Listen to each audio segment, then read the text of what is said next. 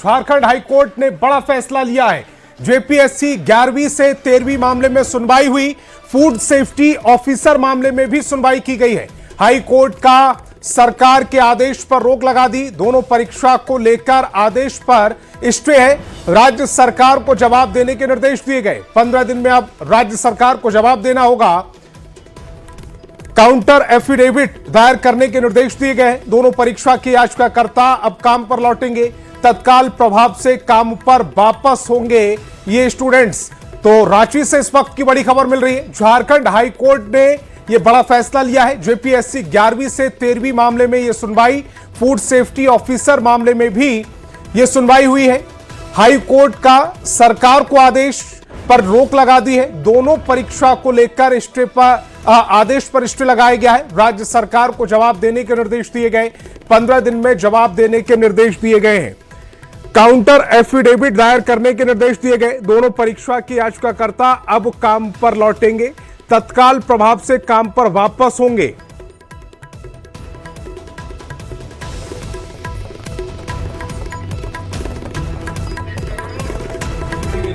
तो बड़ी खबर इस समय आपकी टेलीविजन स्क्रीन पर। रांची से बड़ी खबर है। झारखंड हाईकोर्ट ने यह बड़ा फैसला लिया है। जेपीएससी 11वीं से 13वीं मामले में यह सुनवाई, फूड सेफ्टी ऑफिसर मामले में भी सुनवाई हुई है।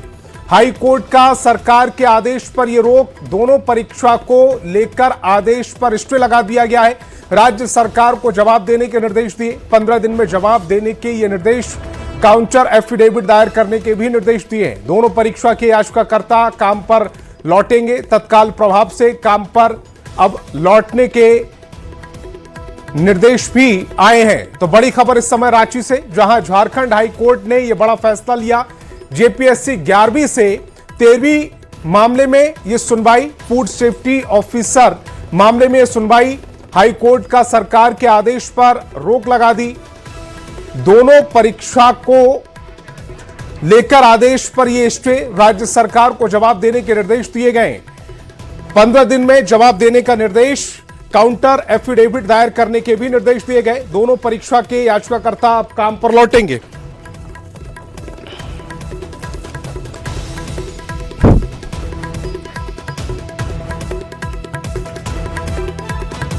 के साथ फोन लाइन पर जुड़ रहे हैं संजय। ये सरकार के खिलाफ एक बड़ा स्टेटमेंट आया है। हाई कोर्ट ने जो आदेश दिया है, देखिए बिल्कुल झारखंड हाईकोर्ट का जो आदेश आया है, उस आदेश में ये चीज साफ है कि वास्तव में कोर्ट ने जो जेपीएससी 11वीं से 13वीं फूड सेफ्टी ऑफिसर जो 2 परीक्षा को लेकर यहाँ पे याचिका दाखिल हुई थी, साथ तो कुछ और परीक्षा को लेकर भी याचिका दाखिल हुई। कोर्ट का क्या अहम आदेश है, उस आदेश से क्या होने वाला है, सीधे हम बात करें। हमारे साथ अधिवक्ता हैं, बोले कि आज जो कोर्ट का जो अहम आदेश आया है, उस आदेश में किन परीक्षाओं को लेकर क्या आदेश है? 11वीं 13वीं जेपीएससी जिसको खारिज कर दिया गया था, सीडीपीओ एग्जामिनेशन जिसको खारिज कर दिया गया था सरकार के द्वारा, और एक फॉरेस्ट फूड सेफ्टी ऑफिसर का, उसको भी खारिज कर दिया गया था। उन पे स्टे लगाने का काम हाईकोर्ट ने किया है। हम इसमें इंटरवेंशन एप्लीकेशन फाइल किए थे, क्योंकि इससे पहले भी ये जो एग्जामिनेशन है 11वीं 13वीं, उस पे चैलेंज किया गया था, हमारे द्वारा याचिका दायर किया गया था। उस याचिका में ये कहा गया था कि रूल्स है वो वायलेशन किया गया है। रूल्स का जो वायलेशन किया गया है उस समक्ष में लाया गया था। और एक तरह से आप मान के चलिए कि राज्य सरकार एक तरह से बिना इंक्वायरी करके या कोई भी अपना पक्ष रख करके उनके साथ मिली हुई दिख रही थी। अच्छा, अचानक ये बात आई कि सभी जो कुल 22 परीक्षा राज्य सरकार की ओर से रद्द किया गया, तो ये फैसला सभी परीक्षा पर तो लागू नहीं है फिलहाल? नहीं, सभी पे लागू नहीं है। पहला एक पक्ष ये आ जाता है कि पहले पे लागू नहीं है, सब पे लागू नहीं होगा। दूसरा ये पक्ष आ जाता है कि जो कोर्ट के समक्ष में आए थे और जो नोटिफिकेशन दिखाया गया था, उसी के लिए वो मान्य होगा। मतलब आप 3 परीक्षा के बारे में बता रहे हैं कि कोर्ट ने 3 परीक्षा पर स्टे लगाया है, जिन पर राज्य सरकार का आदेश था नियुक्ति परीक्षा रद्द करने का। एक आपने बताया जेपीएससी 11वीं से 13वीं, आपने बताया फूड सेफ्टी, और आप एक सीडीपीओ बता रहे हैं। आप एक तरह से समझिए कि जितने भी माल प्रैक्टिसेस की हुई हैं, सारे एग्जामिनेशन को कैंसिल करने का काम किया था, और उन्होंने ये माना था सरकार ने कि इसमें माल प्रैक्टिस हुआ है। लेकिन एक बात समक्ष में आता है कि कोर्ट के समक्ष में आपको एफिडेविट दिखाना पड़ता है, इंक्वायरी रिपोर्ट दिखाने का काम करना होता है, लेकिन राज्य सरकार के द्वारा कोई भी ऐसा पक्ष नहीं दिखाया गया है कि वो इंक्वायरी कर करके इनको खारिज करने का काम किया गया है। तो कोर्ट कभी भी आता है तो साक्ष्य देखने का काम करती है, तो साक्ष्य रखने का काम राज्य सरकार का है। हम लोग जो इंडिविजुअल कैंडिडेट्स आते हैं तो ये हमारा काम नहीं होता, लेकिन हमने दिखाने का काम किया, राज्य सरकार के समक्ष भी दिखाने का काम किया और यहाँ भी दिखाने का काम किया, क्योंकि राज्य सरकार का बड़ा रोल होता है। जो इंक्वायरी रिपोर्ट्स होती है, इंक्वायरी रिपोर्ट को लाने का काम राज्य सरकार का होना चाहिए और उसमें दिखाने का काम होना चाहिए कि इसमें मास बगलिंग हुई है, इसमें गड़बड़ियां हुई हैं और अनिश्चितताओं का पूरा मामला बनता है। तो इस तरीके से, जिस तरीके से उन्होंने विदाउट एनी अपॉर्चुनिटी और ऑफ हेयरिंग निकाल करके उनको हटाने का काम किया, इसी में स्टे दिया है और बस इतना कहा है कि जो एफिडेविट उनको फाइल करना है, जितने भी पिटिशनर्स हैं उनको एफिडेविट फाइल करना है, जो भी कैंडिडेट्स हैं जिनमें तलवार लटकी हुई है कि वो आगे गैर कानूनी रूप से जो आगे बढ़ रहे हैं या नौकरी में है, उन्हें एफिडेविट फाइल करके ये कहना है कि अगर कोई भी फैसला आता है और इसमें उनका कहीं भी रोल और आता है, कोई भी रोल निकल के आता है, उनका इन्वॉल्वमेंट आता है, तो वो उससे बाध्य होंगे। इसका मतलब ये हुआ कि अभी जो कोर्ट का आदेश है और जिन 3 परीक्षाओं पर ये आदेश लागू है, जिसकी नियुक्ति जो रद्द होने की घोषणा भी थी, स्टे लगा, अब वो तत्काल प्रभाव से काम पर वापस होंगे। ये राज्य सरकार के ऊपर में है कि राज्य सरकार इस निर्णय का अपील करती है कि नहीं और कितना उसको मान्य मानती है कि नहीं मानती है। ये राज्य सरकार के ऊपर में है कि राज्य सरकार इस फैसला पे कितना अमली जामा पहनाने का काम करती है, पहला।